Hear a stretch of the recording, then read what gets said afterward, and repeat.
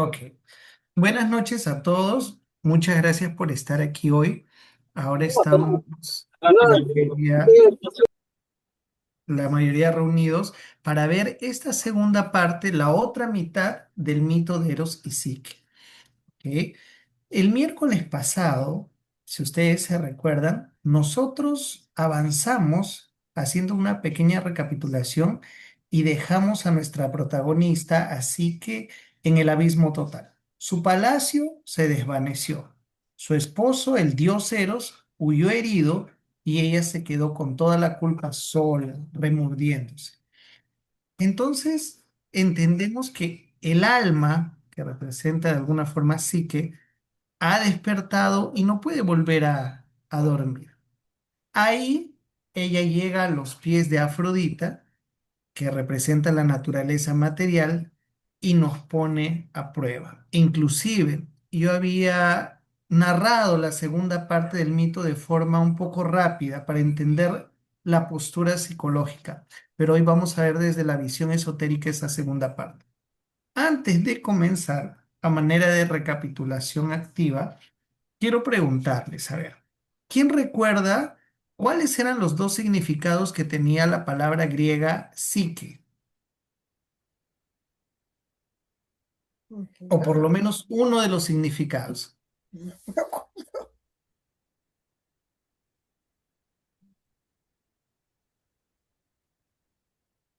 Habíamos hablado, para darles una ayudita, de algo que se transforma, que tiene una metamorfosis y que por eso psique es siempre representada con un par de alas.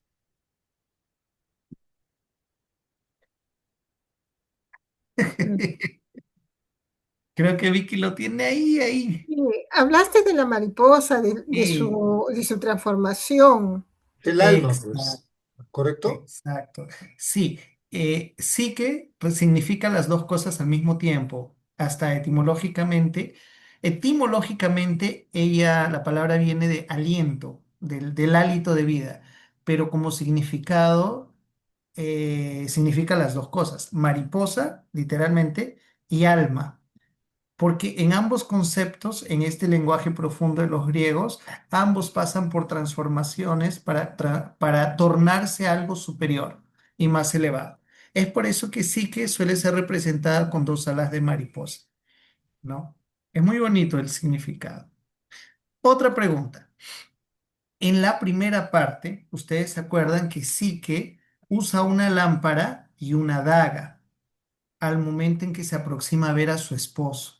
Recuerdan que sus hermanas le metían ideas por todos lados y ella, por la curiosidad, porque no conocía el rostro de Eros, va en la noche acompañada de una lámpara y una daga. ¿Qué ustedes más o menos se recuerdan que podía significar o que significan estas dos cosas? La lámpara y la daga. Y si no recuerdan exactamente qué significa el hecho de Psique poder ver a Eros de frente. La lámpara era el querer ver la verdad, lo real, Ujú, ujú. y la daga era o sea, la utilizaba con el fin de defenderse. O sea, tenía miedo de lo que iba a encontrar. Exacto. La lámpara, como bien dices, es ese intelecto frío que se anticipa a la intuición, que a veces por querer racionalizar todo, matamos ese lado espiritual de la experiencia, ¿no? Nos anticipamos y queremos captar por la razón las cosas que son más profundas, que la mente, el propio raciocinio no puede captar. Y la daga es el juicio, es la duda, es el prejuicio, el preconcepto, que muchas veces nos aleja de experiencias más profundas. Nuestras propias ideas preconcebidas que están ahí a la defensiva como una daga que nos hace dudar de todo, ¿no? Y no permite que nos aproximemos con fe y con inocencia hasta cierto punto de experiencias más místicas, ¿no? Y cuando ella se acerca a Eros, está con su lámpara y cuando lo ve se maravilla tanto ¿no? Que se le resbala un poquito la lámpara y le cae una gota de aceite hirviendo en el hombro a Eros, que es donde él se levanta asustado y se va, ¿no? ¿Qué simbolizaría esta gota de aceite hirviendo que lo hiere? Que este momento en que se despierta y él se va. Es un residuo de pensamiento, del pensamiento humano, ¿no? De la razón humana. Ujú. Sí, eso que Fernando dijo es ese análisis humano que termina quemando a la intuición, lo que se relaciona directamente con lo que Vicky dijo, ¿no? Uno se acerca con todos esos pensamientos, con la razón, queriendo mentalizar y dejar todo de forma lógica a experiencias mucho mayores, ¿no? Queremos resumir a la divinidad a conceptos lógicos y ahí quemamos la experiencia y espantamos de alguna forma a la intuición y a esta serie de experiencias más espirituales, ¿no? Es lo que nos sucede y hasta ahí es donde llega el mito, ¿ok? Entonces, recordemos la consigna que tenemos hoy: la voluntad vence al destino. Hasta donde habíamos podido ver y hasta donde se esperaría después que ella descubre todo esto, bueno, podría regresar a su casa y las cosas continuarían así. ¿Qué? ¿Qué? Ah, no, no, no sé.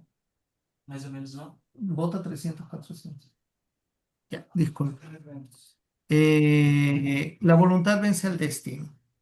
En este caso, podríamos entender que ella podría muy bien resignarse y quedar su historia en ese punto. Sin embargo, su amor ya despierto por ese esposo que la comprendía, con quien ella se entendía, aunque no podía verle el rostro, era tal, ellos se habían unido de una forma tan especial que ella decidió ir más allá. Algo la empujaba a ir atrás de él. Ella confió en él en la oscuridad. Ahora que lo había visto y sabía que él era mucho más de lo que ella esperaba, ¿no? Algo le empuja a ir atrás de su amado esposo. Y es ahí donde ella avanza y busca y completamente desolada trabaja en un templo. Y en ese templo, cuando la ven, la diosa que cuidaba ese templo, después de verle durante un tiempo sufrir, le da un tip por misericordia y le dice: mira, yo sé que tú sufres y te voy a dar el camino para que tú puedas encontrar a tu esposo, pero posiblemente te va a costar. Ve y busca a la diosa Afrodita en tal lugar, ¿no? Y ahí tal vez puedas encontrar una pista para ver a tu esposo. Y es ahí donde Psique llega a las puertas del palacio de Afrodita con el corazón roto, pero con la voluntad firme. La diosa Afrodita, que representa a la implacable ley de la naturaleza, la recibe riéndose de forma muy cruel. Ah, le dice: buscas a tu esposo. Una sierva tan insignificante solo puede recuperarlo mediante el trabajo. Recordemos que Eros es el hijo de Afrodita y a ella no le gustaba que su hijo se uniera a una mortal. Ese es uno. Y segundo, ella estaba muy fastidiada, Afrodita, porque los seres humanos habían dejado de rendirle culto para de alguna forma adorar a Psique cuando estaba en su ciudad, tiempo atrás. Eso también la había dejado muy celosa. Entonces, entre los ya relatos más antiguos, ella ya la recibe con esa antipatía, ¿no? Y le dice: para encontrar a tu esposo tendrás que pasar por pruebas. Es claro que Afrodita no se esperaba que sí que pudiera pasarlas, y por eso es que las pruebas son tan difíciles y tan imposibles. La primera prueba que le da y sería la prueba de la clasificación del caos. Afrodita la lleva a un granero inmenso donde hay una montaña de semillas mezcladas. Ahí tienen trigo, cebada, mijo, que es una semilla que crece en Asia, en todo Asia, ¿no? En Euroasia también, amapolas y lentejas. Amapola es una flor, pero también tiene semillas. Sí que tiene que separar todas esas semillas y agruparlas por, ¿no? Por agruparlas por tipo antes que anochezca. Y ella observa la montaña y siente una parálisis. Y ella ve todo el caos y no consigue avanzar. Intenta, pero no consigue. Y de pronto el suelo vibra y una legión enorme de hormigas, que son las hijas de la tierra, la ayudan a separar todas las semillitas. Cuando llega la noche, todas las semillas están separadas por grupo. Y llega Afrodita y no lo puede creer. Le parece imposible que ella haya conseguido pasar por esa prueba. Pero mismo así le dice, bueno, pues todavía hay más pruebas. Y le manda una segunda prueba que es la del vellocino de oro. Y le dice, sí, que tú vas a tener que traer lana de oro de unos carneros, ¿ya? Que son los carneros solares, unos carneros que brillan como el fuego solar. Les llaman los carneros solares en el mito.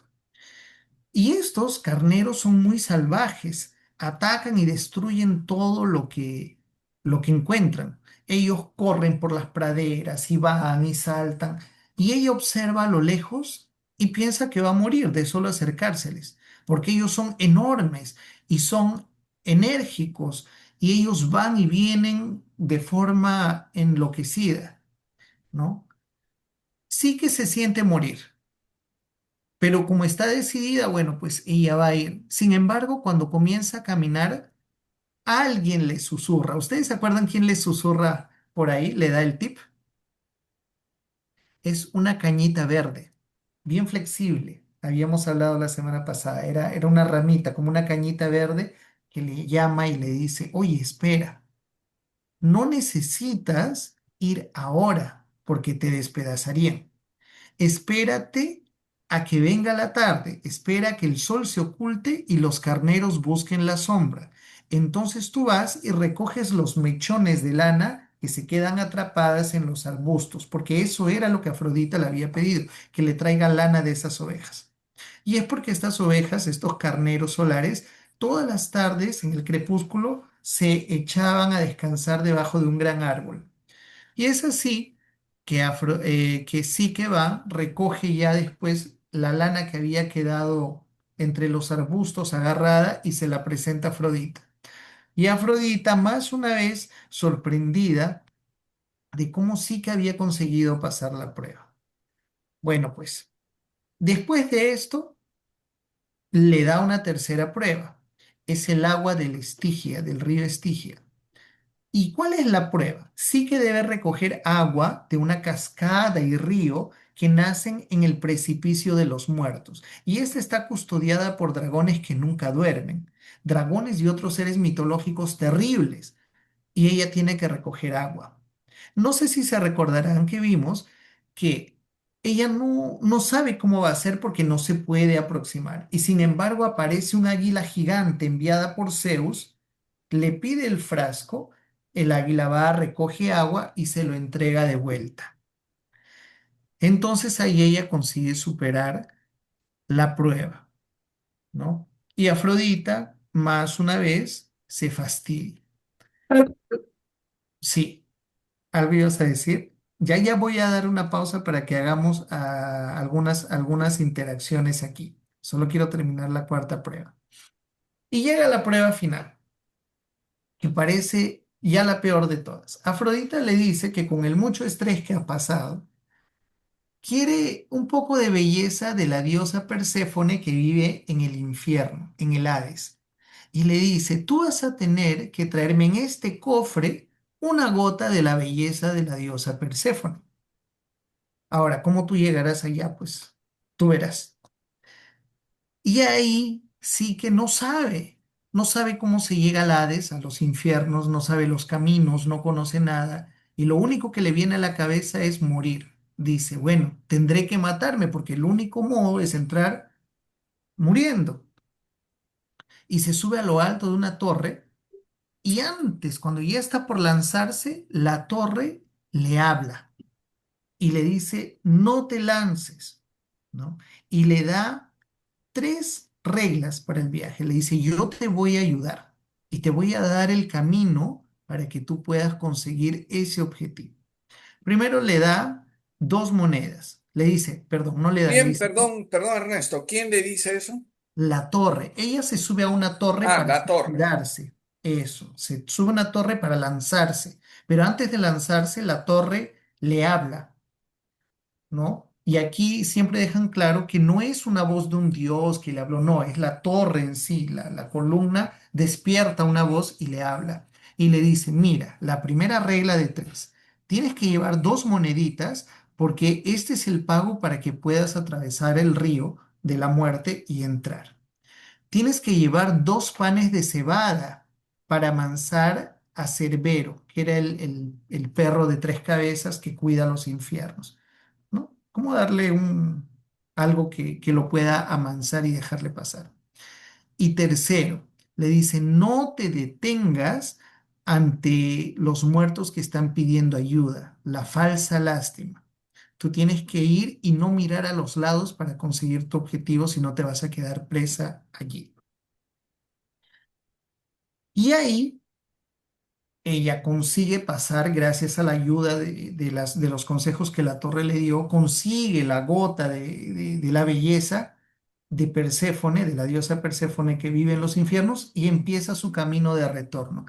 Pero cuando ella ya está retornando, ella piensa, he pasado por tantas cosas, por fin voy a ver a mi esposo Eros, pero estoy tan demacrada, tan pálida. Si apenas abro el cofre y cojo un poquito de la belleza de la diosa, tal vez Eros, cuando me vea, me va a querer más, le voy a gustar más. Y ella comete el error de abrir el cofre. Y cuando abre el cofre, no era una gota de belleza, era algo mucho más intenso que solo los dioses podían concebir. Y es a lo que le llaman el sueño estigio. Es un tipo de vapor de olvido, que cuando los mortales estaban en contacto con esta fuerza, caían adormecidos, caían desmayados en un sueño eterno del que no se podían levantar. Entonces sí que cae desplomada, ¿no? Cuando ya estaba casi, casi por ir a ver a Afrodita con el cofre y la gota de belleza. Es ahí donde Eros, que ya se había recuperado de la herida en el hombro, ya se había recuperado de la tristeza y la decepción, porque sí que había roto el pacto de confianza, va, la encuentra y la despierta, ¿no? El amor que él sentía por ella rompe el hechizo como en los mejores cuentos de hadas. Y es ahí donde ellos se levantan para dar más un paso. Pero voy a dejar el mito ahí, en este momento antes de finalizar, para el gran final. Voy a, quiero preguntarles si sobre estas cuatro pruebas ustedes tienen alguna duda, algún comentario o alguna idea de qué es lo que puedan significar.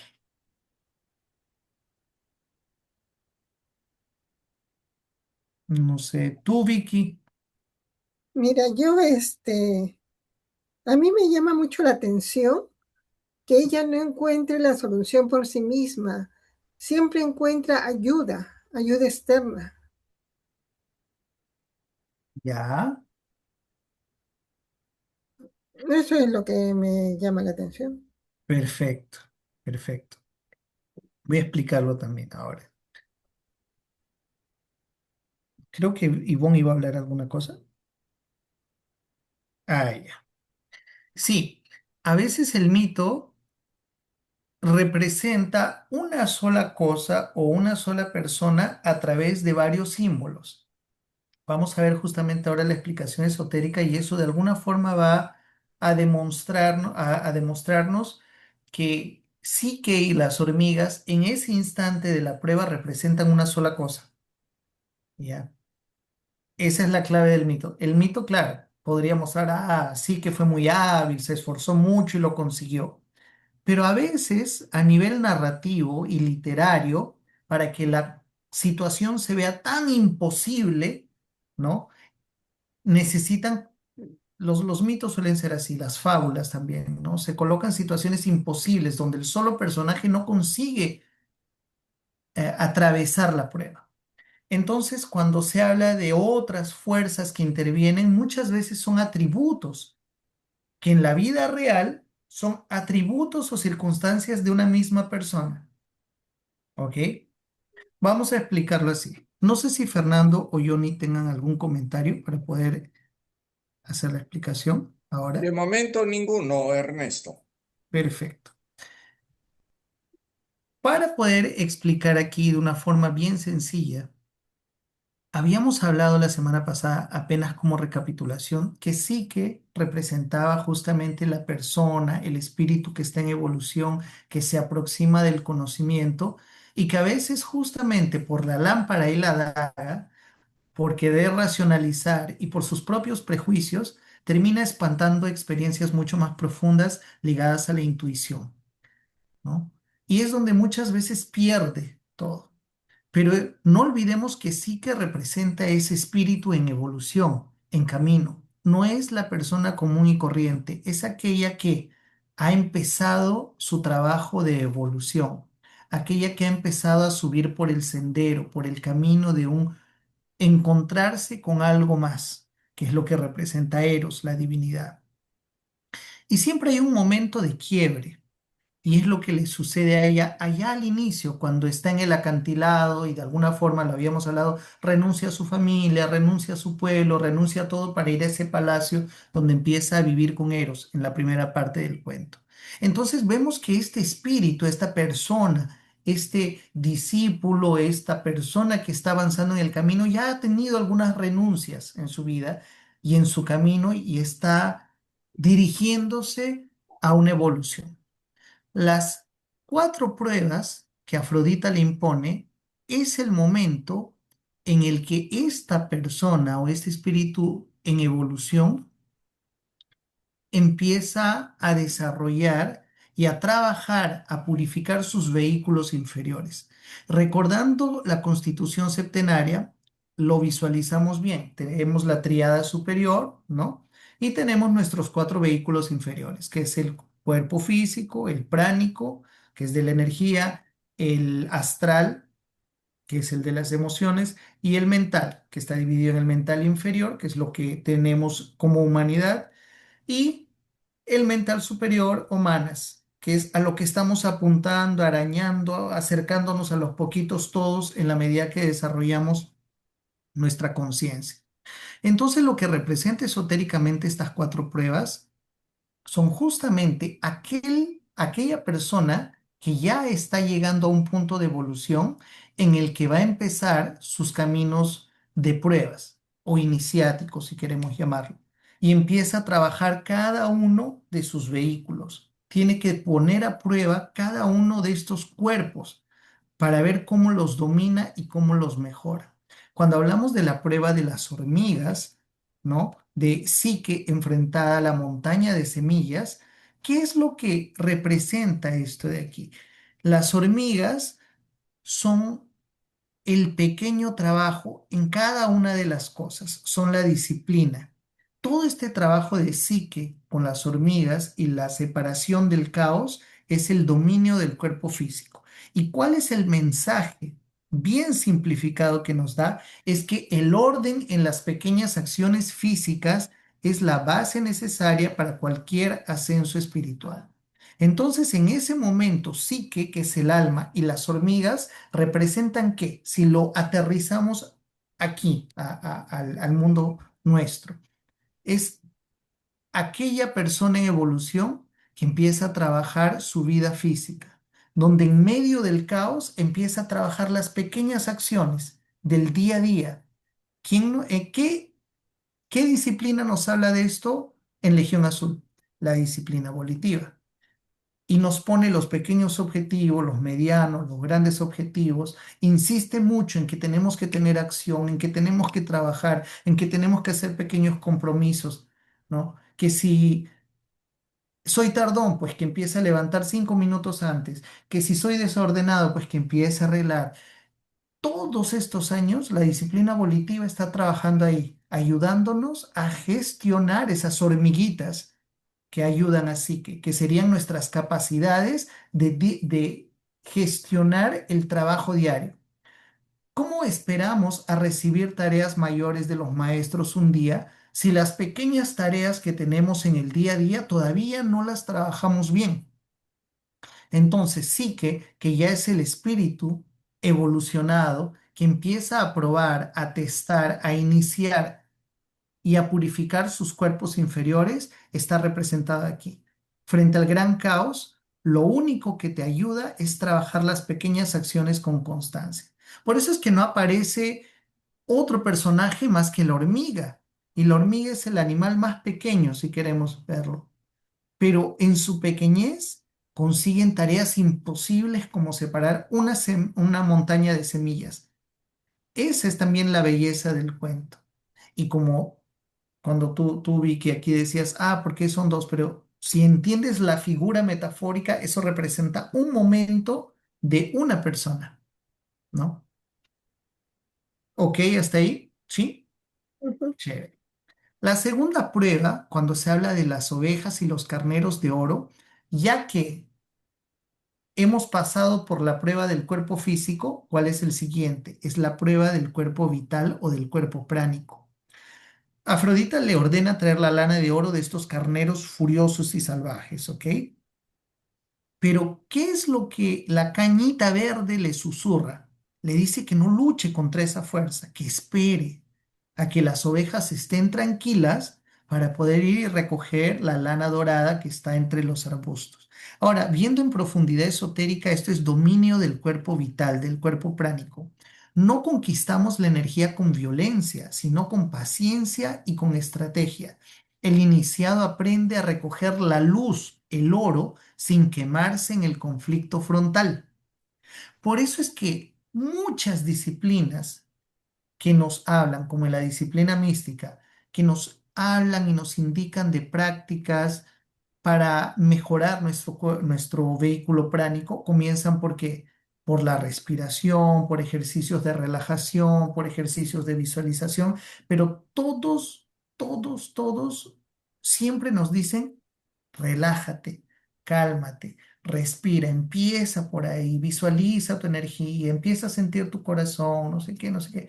El tai chi, el reiki, los ejercicios de respiración de los yogas, todos ellos nos llaman a la calma, porque solo por ese camino podemos conectarnos con el prana.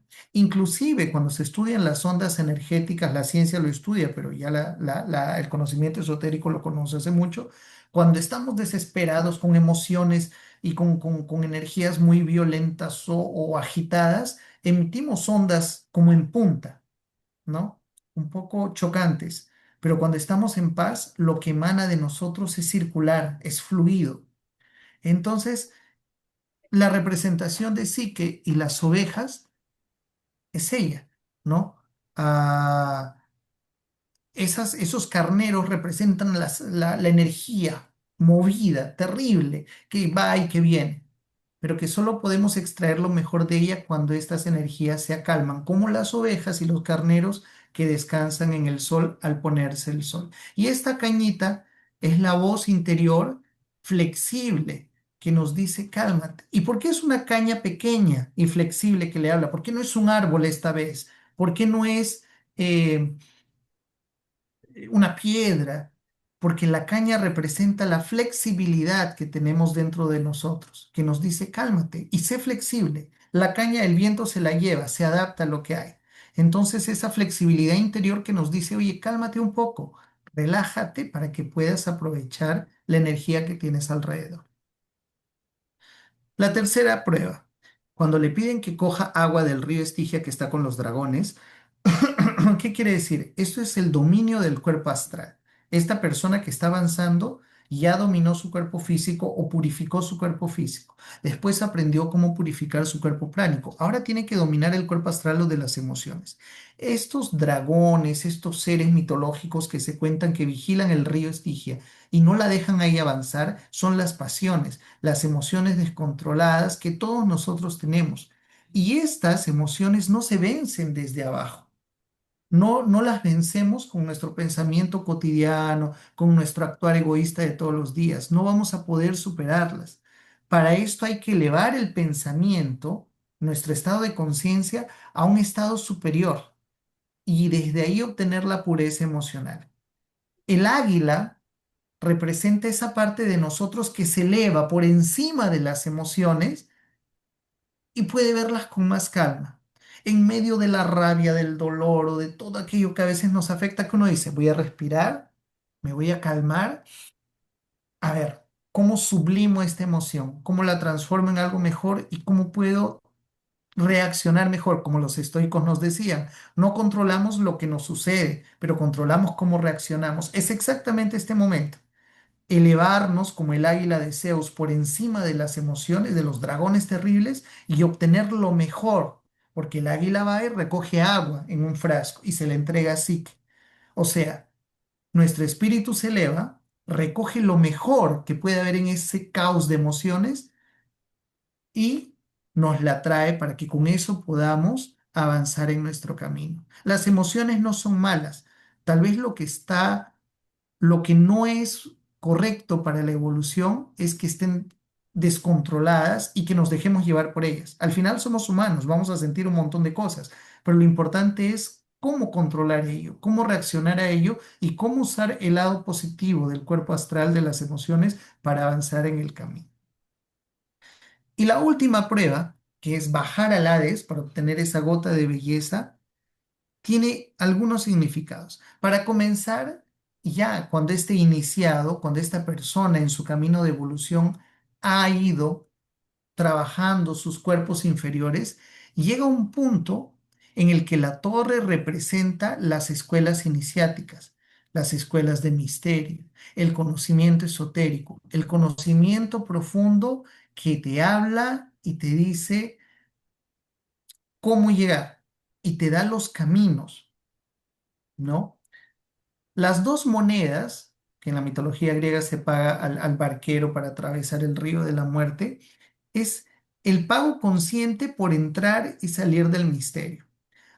Cuando nosotros estamos, por ejemplo, en Legión Azul, que es una escuela de pequeños misterios, una de las frases de cada una de las disciplinas siempre fue, la disciplina transformativa intelectual es el desarrollo consciente y gradual. La mística, la volitiva, es el desarrollo consciente y gradual. Siempre fue consciente y fue poco a poco. Nunca se nos planteó conocimiento para aprenderlo de paporreta. Nunca se nos dijo, tienen que creer en esto ciegamente. Siempre se nos propuso conocimiento para que nosotros lo asimiláramos y nosotros decidiéramos después del trabajo interno si concordábamos o no con ello. Entonces, el pago consciente por entrar y salir del misterio, a nuestra escala representa eso también.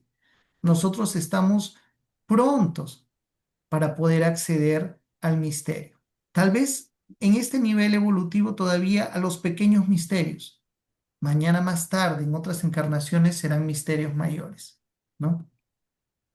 Los dos panes de cebada que ella lleva también al infierno para darle al perro de tres cabezas, al perro, al can Cerbero, terrible, muy representado en las mitologías, es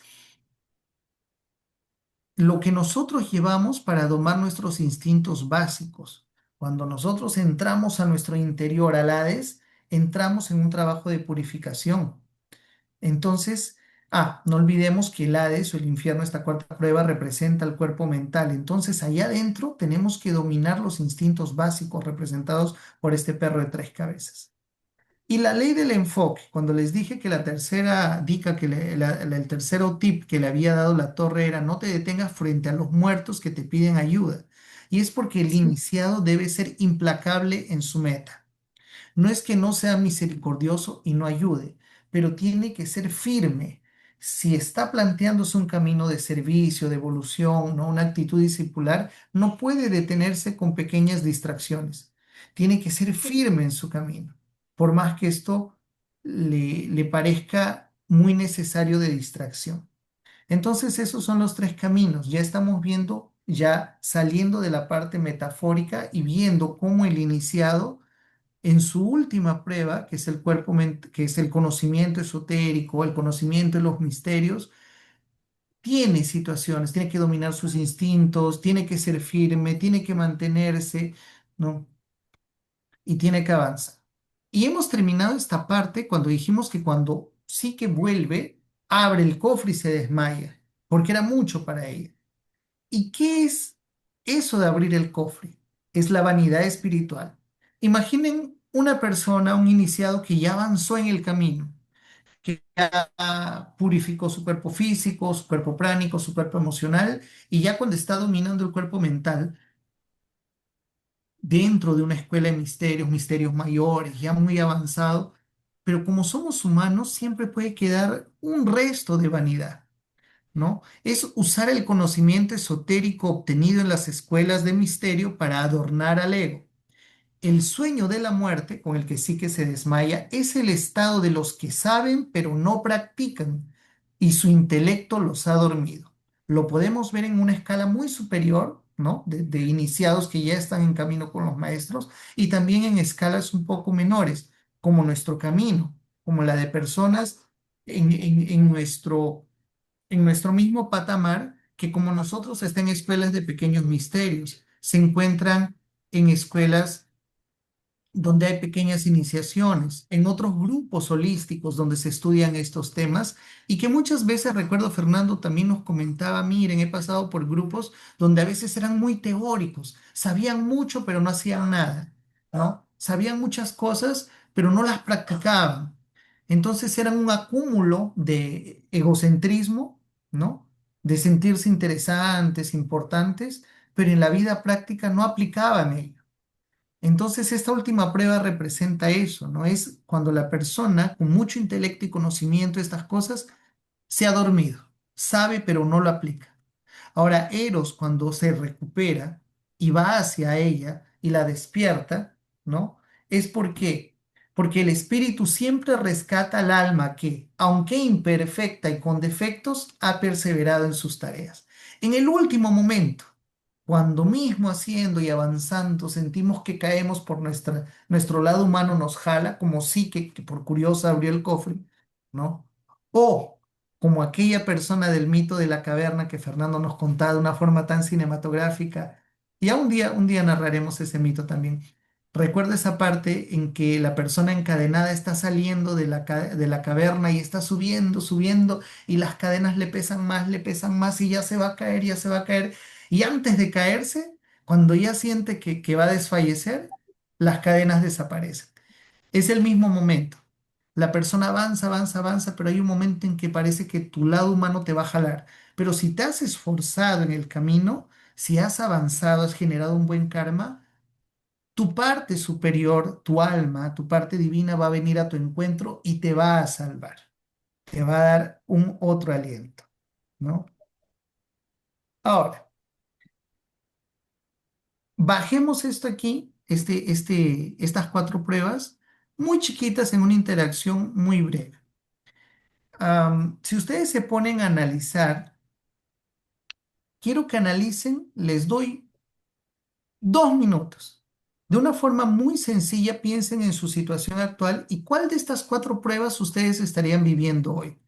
El desorden de las semillas, la lucha contra los carneros o el miedo a bajar a las zonas. ¿No?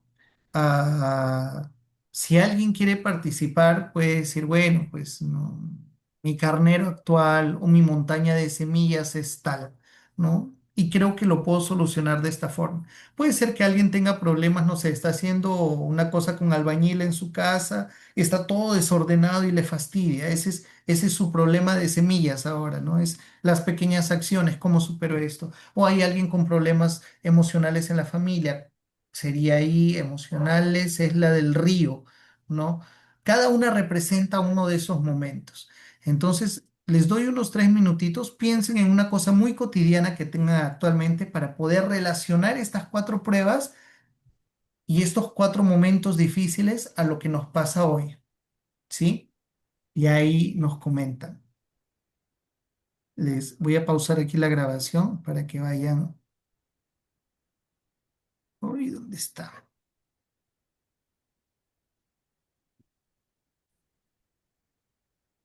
Bueno, después de esta breve pausa, quedaba la reflexión, ¿no? Hasta este punto del mito sobre las cuatro pruebas que ella había pasado y cómo ellas, desde un profundo significado esotérico, representan las pruebas que el iniciado realiza para dominar y purificar sus cuerpos inferiores, el físico, el pránico, el emocional y el mental. Y cómo esto tiene siempre un significado de avance y cómo al final mismo con nuestros defectos, el alma viene a nuestro encuentro cuando hemos avanzado en nuestras pruebas. Entonces, yo les había propuesto una pequeña reflexión de situaciones muy cotidianas y muy de ahora, porque siempre tenemos algo que está, algún trabajo a realizar, alguna cosa que nos está ocupando, sea en el nivel físico, en el emocional, en el mental, y en la mayoría de las veces en todos los campos. Entonces les había pedido que reflexionen o piensen en algo muy sencillo que les esté tomando el tiempo u ocupando o preocupando en este momento y lo puedan compartir, ¿no? Cuando lo digan, ahí está el juego un poco para enlazarlo con las pruebas.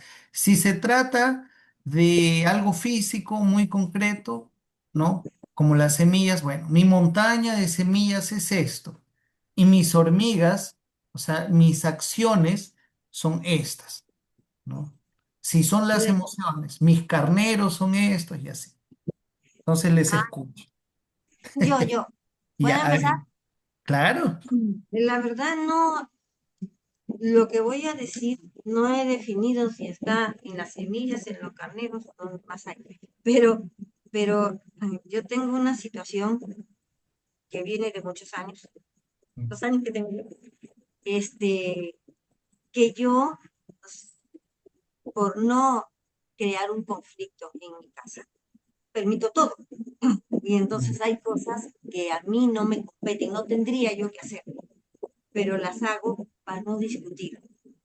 Como de ejemplo, que hay que recoger lo del perro, o hay que darles comida, que no es mi perro y todo. Puedo cargar con cosas de otros, con tal de que cada uno no discuta, no se moleste, no esté. Entonces, cargo con un montón de cosas, incluso las de Carlos, por no discutir. Yo creo que hay que empezar a separar, pero no me atrevo a hacerlo porque siento que mi hogar se puede desbalancear o qué sé yo, y va a haber conflictos. Eso donde entra en las semillas o en lo otro que tendría que enfrentar y no lo enfrento, que no lo enfrento. Entonces, creo que es la semilla, ¿no? Yo estoy preguntando. Sí, a ver, yo puedo decir lo que opino, pero no sé si alguien quiere opinar. ¿Dónde encajaría esta situación?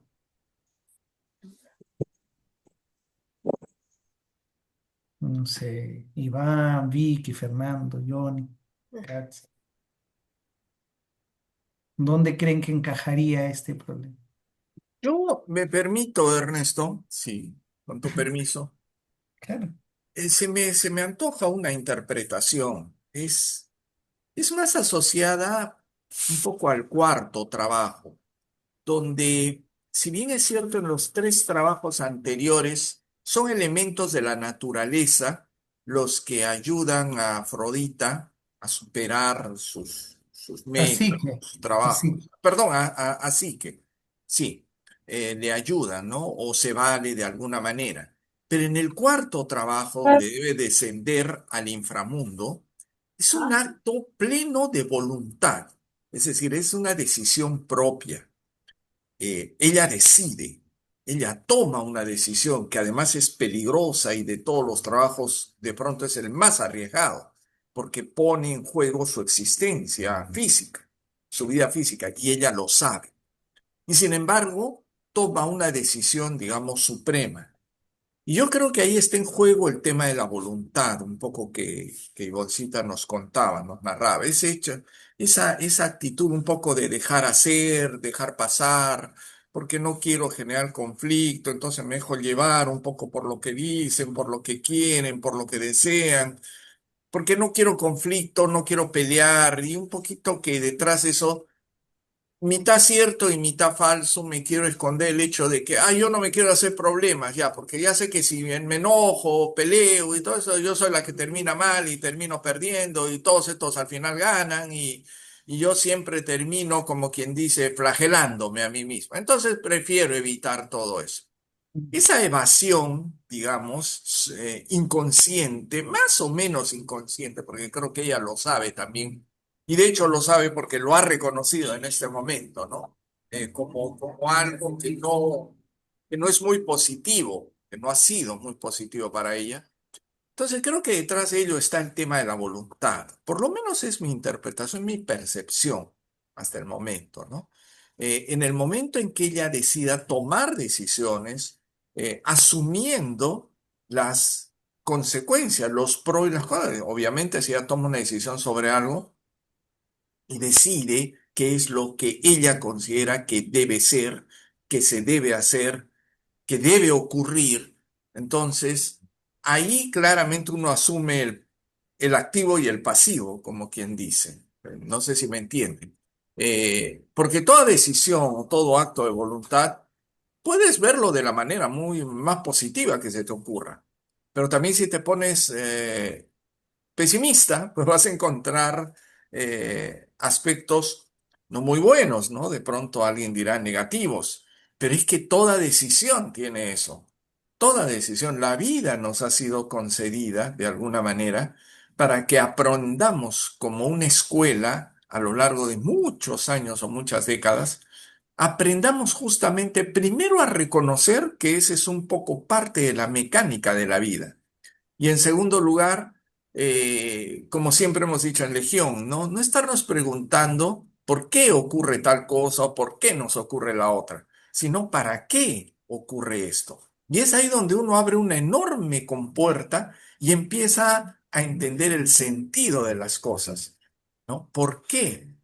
Es una pregunta, ¿y para qué me ocurre esto?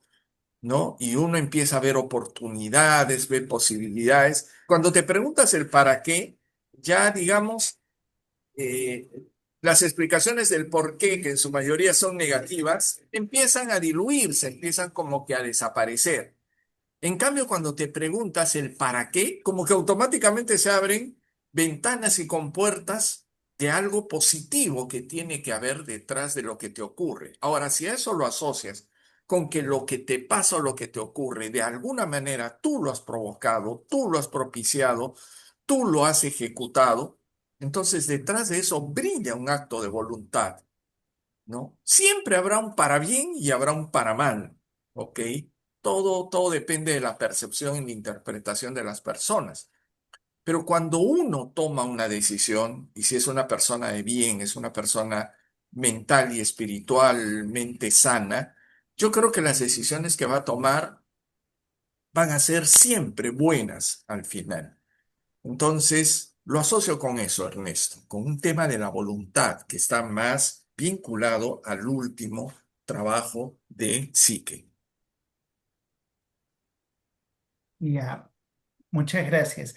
Gracias, Fernando. Realmente has extendido el punto, has hablado de la voluntad y sobre la decisión propia de la persona de generar alguna transformación, ¿no? ¿Alguien más tiene alguna idea de lo que podría interpretar en este caso de Ivonne? Ya. Si no, yo también concuerdo, Fernando, en este caso que el problema que Ivonne tiene, ¿no? A solucionar es ese mismo, sobre un ejercicio de la voluntad para ir a zonas más oscuras y poder salir victoriosa de ellas, ¿no? Y sobre todo porque tú, Ivonne, tienes el conocimiento y las herramientas para poder trabajar con ellas, ¿no? Entonces, es claro que esto te puede generar impactos en diferentes áreas, emocionales, energéticas, en el día a día con las cosas, pero yo creo que es más ese acto de voluntad del que Fernando nos habla, ¿no? Bueno, gracias por compartir y ojalá que eso te haya, de alguna forma te sirva esos puntos de vista, ¿no? Bueno, sigamos con el resto rapidito para avanzar y ya finalizar el mito, que falta un pedacito más, ya muy chiquitito. Fernando, Iván, Vicky, ¿han identificado algún tipo de situación que represente alguno de estos campos, los carneros o las semillas o el río con los dragones? Yo. Sí, Las semillas. Mira, ya. yo recién me he mudado recién y todo lo tengo en cajas. Y antes de irme de mi casa dejé muchos muebles donde guardaba todo, que ya estaban viejos o eran muy grandes. Ujú. Entonces ahora cada vez que cocino me acuerdo que tengo cosas. Tengo que buscarlas, sacarlas y ver dónde va a ir, porque todo lo que tenía antes no entra porque ya no tengo los muebles. Ajá. Estoy Wow. organizándome otra vez. Igual pasa con mi ropa, igual pasa con cualquier cosa. Tengo que empezar a ordenar dónde estaban. O sea, yo he puesto en un cuarto frágiles y en otro libros y en otro variado. Entonces trato Wow. de ordenar y buscar para cuando yo necesite ir y sacar de ahí y aparte ir viendo cuál es la mayor urgencia que tengo de cada cosa. Estoy en Wow. las semillas. Son literalmente un montón de semillas mezcladas, todas tus Sí, cosas. sí, sí, sí, sí. Necesitas un montón de hormiguitas ayudándote ahí, Vic. Bueno, am, Iván, hola Katz, ¿cómo estás? Qué bueno verte. ¿Tienen, a ver, han identificado alguna otra cosa que tenga así como Vicky o Ivonne? Fernando, Iván, Johnny, Katz.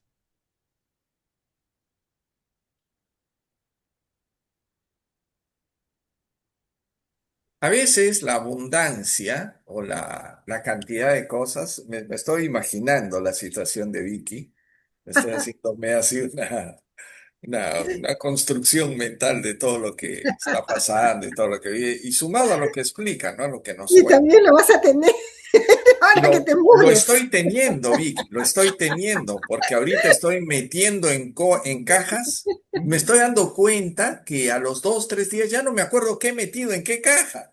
Y ya muchas cajas están embaladas, están cerradas, porque efectivamente ya estoy casi a puertas de la venta. Entonces, ya ha llegado el momento en que tengo que embalar y voy a seguir los pasos de Vicky un poco. En ese sentido, por eso me estoy haciendo esa construcción muy realista, realidad y asociada. Y sí, es el trabajo, como decía Ernesto, el trabajo es de hormiguitas, ¿no? En realidad, porque son tantas cosas, tantos trabajitos, tantas cosas que se necesita ordenar. Y a veces, bueno, no sé si le pasa a Vicky en este sentido, si alguien la ayuda a hacer todo ese trabajo, pero cuando a mí, yo he empezado a hacer esa labor, yo siento que yo soy el único que sabe dónde está cada cosa, y que todo al final va a regresar a mí. O sea, cuando quiera buscar algo, voy a tener, yo soy el único que sé que está en la caja grande, en la caja chica, que está en las cajas de plástico, que está en esto, y que dentro de esa caja hay otras 4 o 5 cajitas. Estoy alocándome con las cajas yo. Entonces, y bueno, no sé, pues, pero llega un momento en que también he dicho, si voy a empezar a ser tan ordenado y voy a empezar a poner cada cosita de acuerdo a la cajita que le corresponde y al tamaño y todo eso, me voy a volver un maniático. Entonces, simplemente llegó un momento en que empecé así, ¿no? Con cierta manía a guardar cositas y luego ya me di cuenta que estaba cayendo en un hoyo también, ¿no? Y que sin otra ayuda, la cosa se iba a alargar demasiado. Pues lo último que hice es agarrar todo lo que había en una mesa y ¡pum! Lo he metido en bolsas y lo he metido en cajas y dije, algún día ya, en otro lugar, en otro espacio, abriré la caja, ya no con la idea de saber que ahí están las cosas, sino a ver qué hay, qué hay.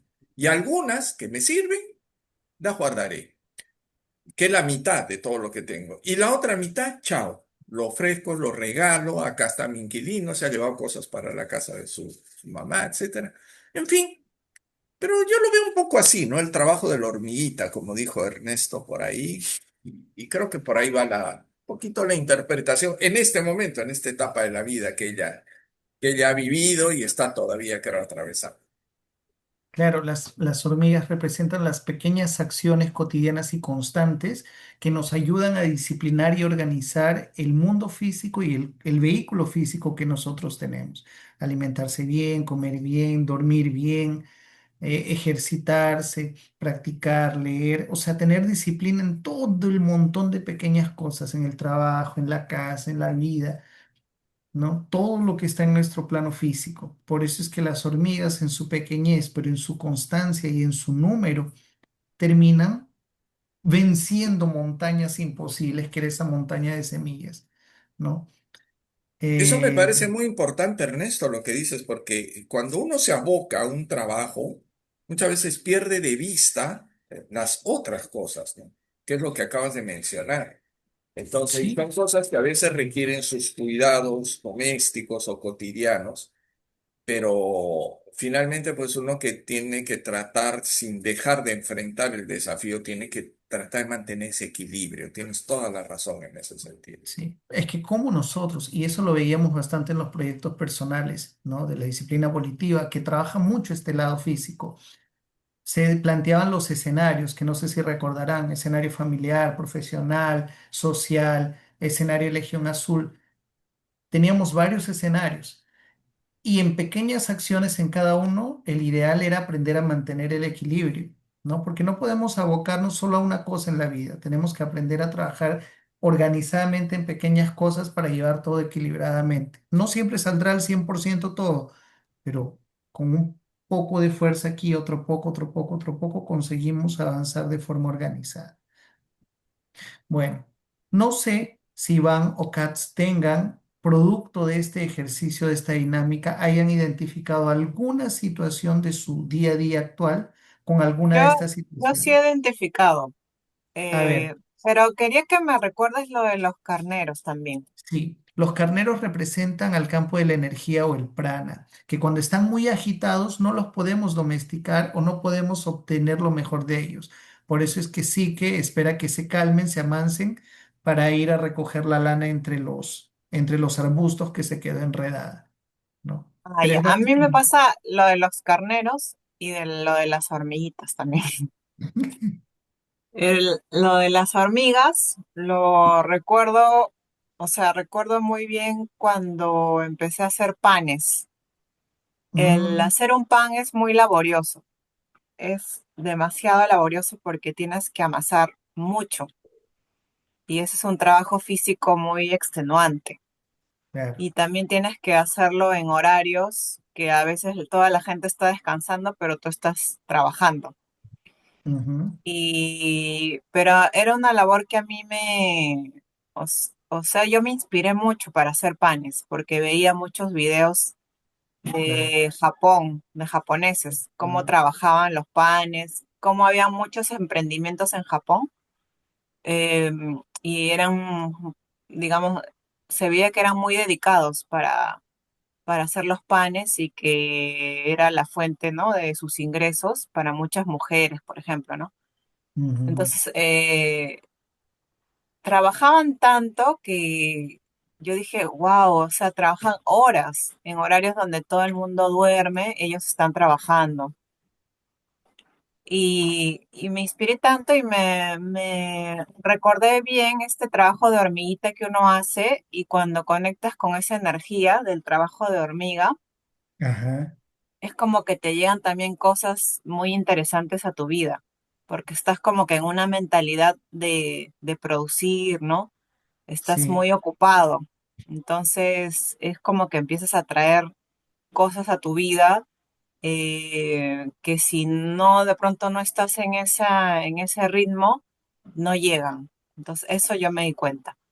Después de los carneros, claro, eso es algo con lo que yo convivo, ¿no? Porque a mí me gusta mucho la tranquilidad y la armonía, pero a ciencia cierta y, y bueno, mis actos, ¿no? Lo dicen, ¿no? Yo cuando algo no me sale o algo siento que me contradice a una convicción, yo siento que a veces sí eh, me pongo un poco, no sé, como que no me logro controlar, ¿no? Cierto enojo. Y no lo digo, pero como me lo guardo, también creo que eso me hace daño. Entonces, debería yo saber cómo expresar en esos momentos una posición, ¿no? Una postura para que lo pueda decir de una manera que los otros lo entiendan y sea más constructivo, ¿no?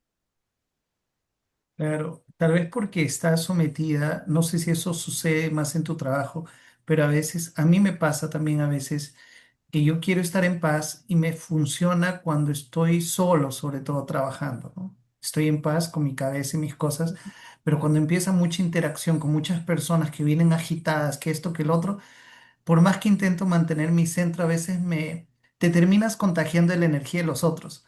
Sí, ese es mi trabajo, porque yo también recibo a muchas personas que tienen sus necesidades y tengo que estar ahí, manejando sus frustraciones.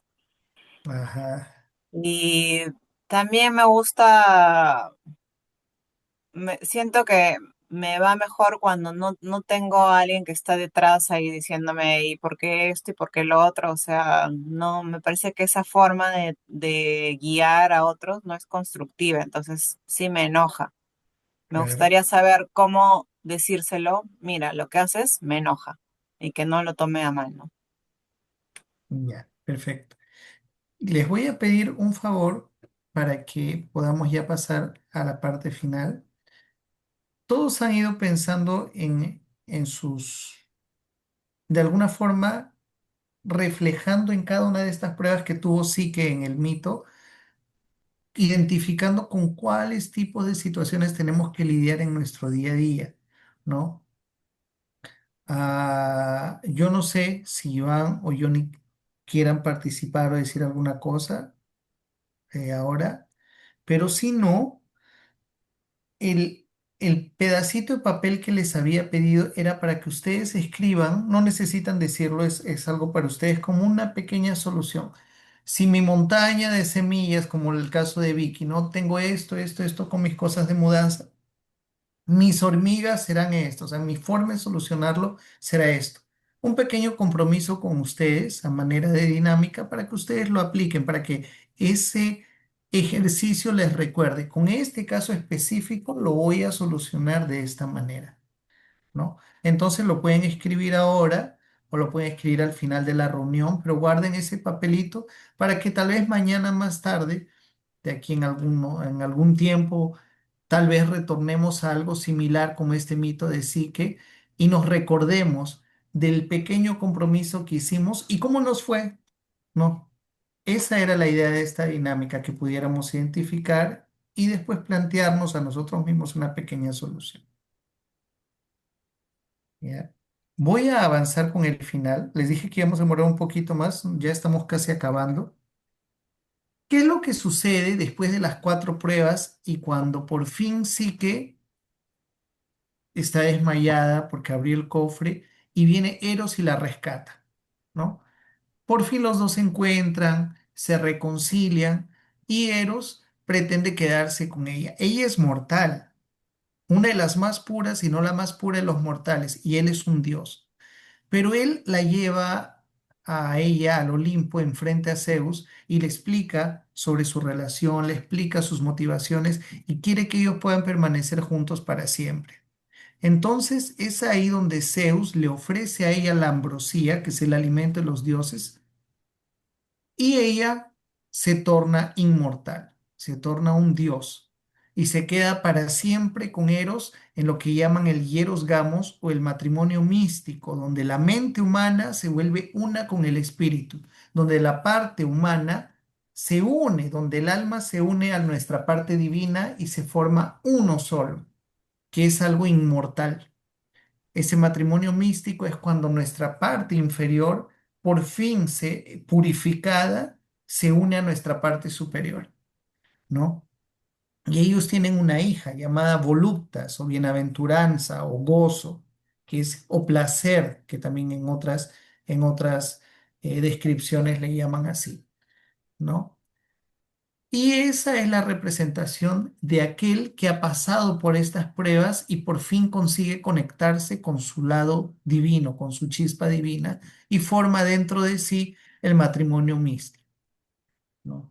Entonces, Como eso sucede en diferentes escalas, hemos hablado del camino de un iniciado que está mucho más avanzado en el camino evolutivo que nosotros tal vez.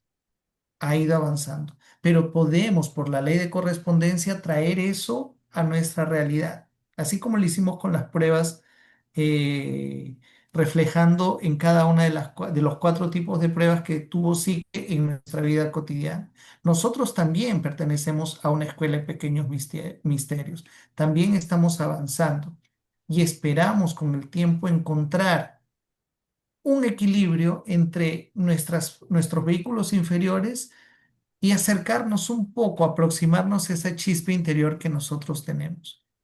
Entonces, quiero dejarles aquí, les voy a compartir esto, aplicaciones prácticas para el legionario. Y con esto ya vamos terminando antes de hacer unos pequeños comentarios. Todo lo que hemos... No, no está aquí. ¿Dónde está? Aquí. Aquí no sale. Allá. Lo voy a aumentar. Miren,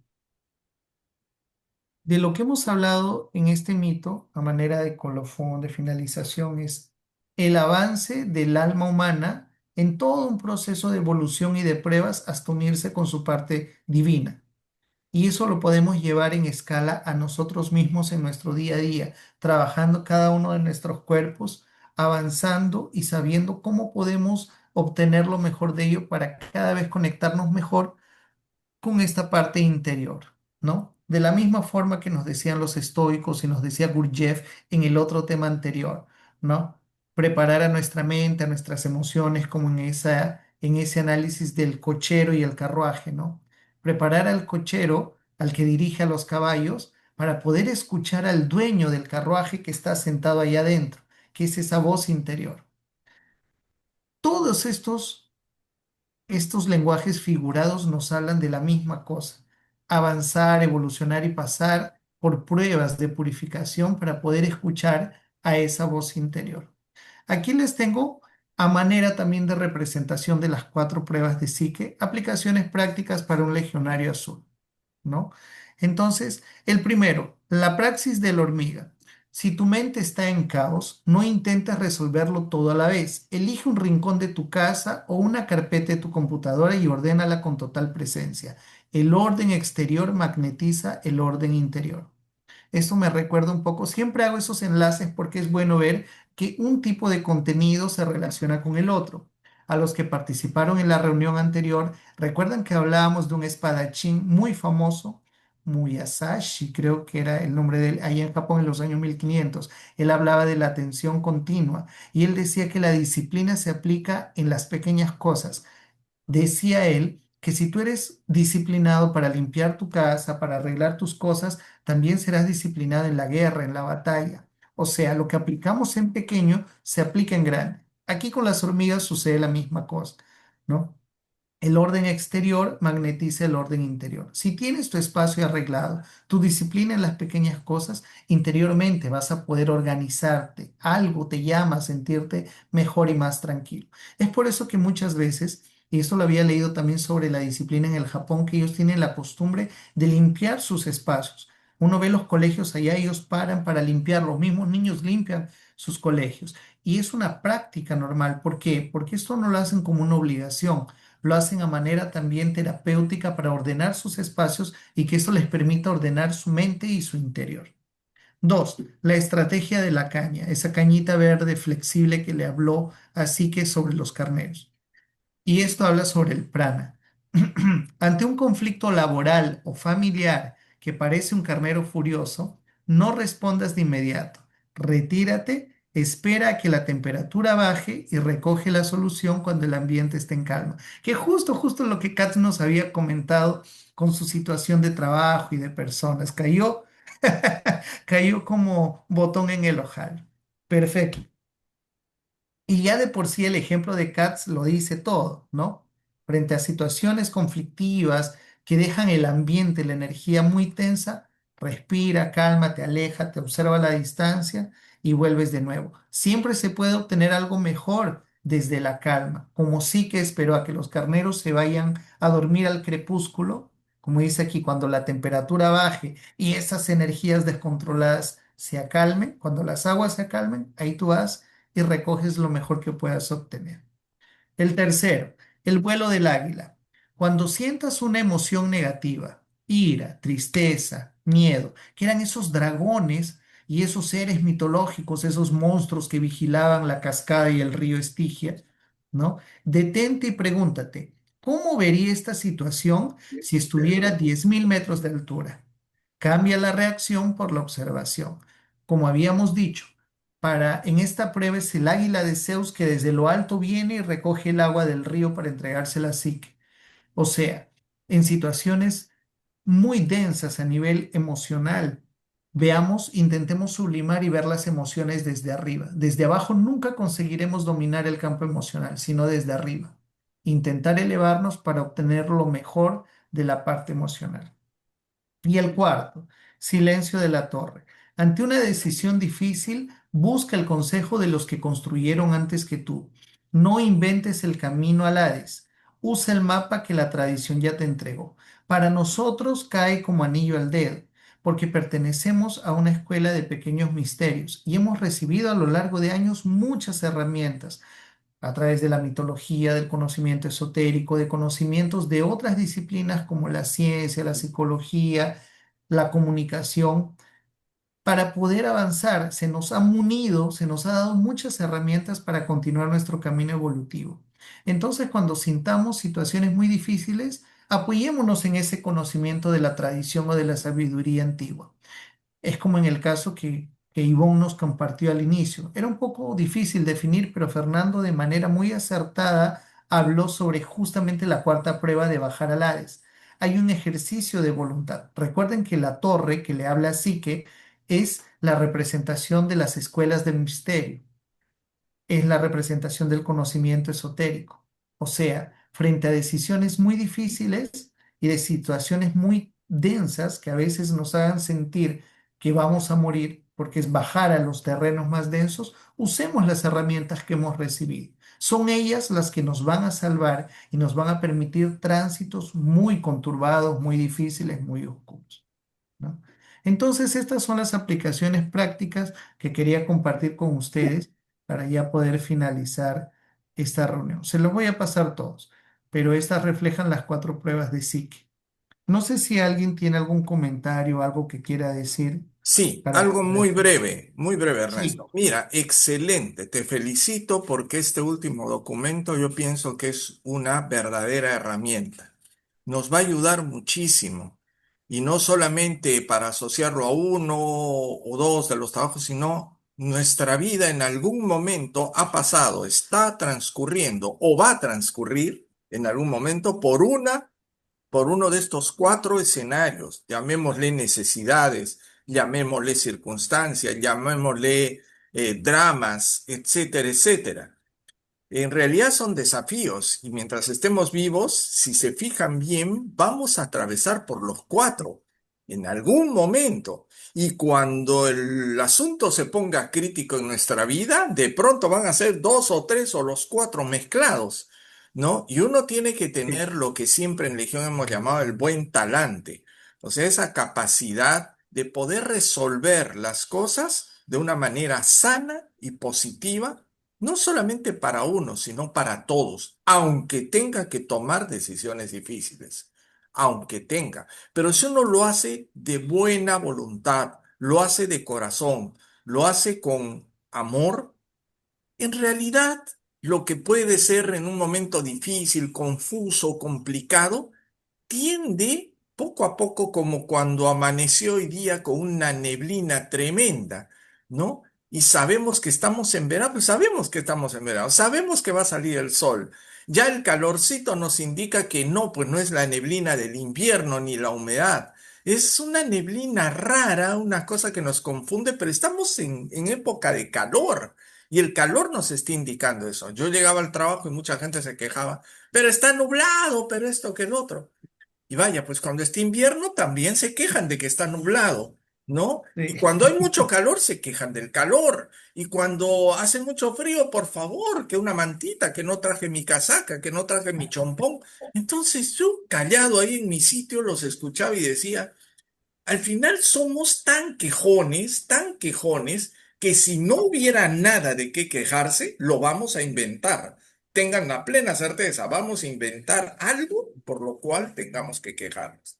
Entonces, Sí. inconformidad graciosa, ¿no? Yo ya lo llevo por el lado del humor, pues, ¿no? Entonces, inconformidad es lo que nos caracteriza también. Pero al mismo tiempo, como bien dice Ernesto, lo dijo al principio y en el transcurso varias veces, hay que saber ver más allá de nuestras narices, ¿verdad? Utilizar un poco los símbolos. Por eso me parece muy valioso este documento nos alcanzas, Ernesto, que has elaborado, porque hay que leerlo. Miren, miren, es tan bueno que así lo he leído así a grosso modo ahorita y lo veo buenísimo. Pero estoy seguro que si lo leemos 2 o 3 veces, no solamente vamos a vernos involucrados, reconocidos en más de una de esas situaciones, sino que siento que va a ser una muy buena herramienta. Es más, yo diría, si es posible, hagan una impresión chiquitita, cuélguenla en su dormitorio, cuélguenla, pónganla en la mesa de sus comidas y de cuando en cuando léanla, repásenla, etcétera. Y estoy más que seguro, 200% convencido de que van a encontrar elementos ahí asociados a su vida común. Y miren, son consejos, son recomendaciones justamente dirigidas a nosotros, los legionarios, que no siendo las mejores personas del mundo, pues aspiramos a eso. Y ahí está el secreto de nuestra buena voluntad y lo mejor de nuestra aspiración idealista, querer ser mejores de lo que fuimos ayer. Entonces, si eso lo ponemos en práctica y utilizamos esta cartilla de recomendaciones muy prácticas y muy útiles, yo creo que nos va a ir bien, siempre nos va a ir bien. A pesar de, siempre nos va a ir bien, porque vamos a encontrar muchos a pesar de, en la mañana, en la tarde y en la noche. Pero la idea es superar los a pesar de y entonces empezar a ver un nuevo horizonte, alzar un poco la mirada, alzar el cuello y ver un poco más allá de la situación. Y a partir de lo que estemos viviendo, pues ver, a ver, me corresponde estoy como que metido en la estrategia de la caña, estoy como que metido en el vuelo del águila. A ver, ¿qué cosa puedo hacer? ¿Qué acá, qué el orientador, el instructor nos está recomendando? ¿Cómo podríamos proceder? A lo mejor no va a funcionar al 100%, pero va a funcionar en alguna medida va a funcionar. Y Ernesto tiene una vieja frase, ¿no? ¿Cómo es eso? Camina de y para de burro, no sé cómo es, pero hay que empezar. Recuérdanos un poco esa frase. Hay que empezar por algo, hay que empezar por algo. Y no por precipitados tampoco creamos que todo lo podemos lograr en un día. Esto requiere paciencia, esto requiere mucha observación, esto requiere mucha autoobservación, pero requiere también una buena y positiva actitud, que yo creo que todos los legionarios siempre la tenemos, ¿no? La hemos tenido, la tenemos y la vamos a seguir teniendo siempre. Gracias, Ernesto. De verdad, muchas gracias. Muchísimas gracias, Fernando. Has complementado tal como esperábamos, ¿no? Johnny ha levantado la mano. Sí, Yo, Ernesto, en serio, muy alineado con lo que dice Fernando. Definitivamente un documento súper útil, son los consejos prácticos de la vida. Yo solamente quería complementar algo en donde me siento identificado con el silencio de la torre y darle un alcance, un poco un triple clic a esto, porque cuando realmente estamos en una decisión difícil, es como estamos un poco entre la lucha del ego y la voluntad divina.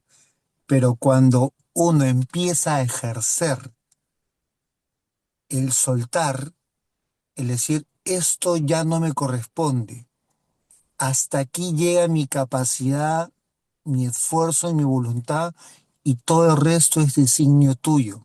Es esa comunicación, ¿no?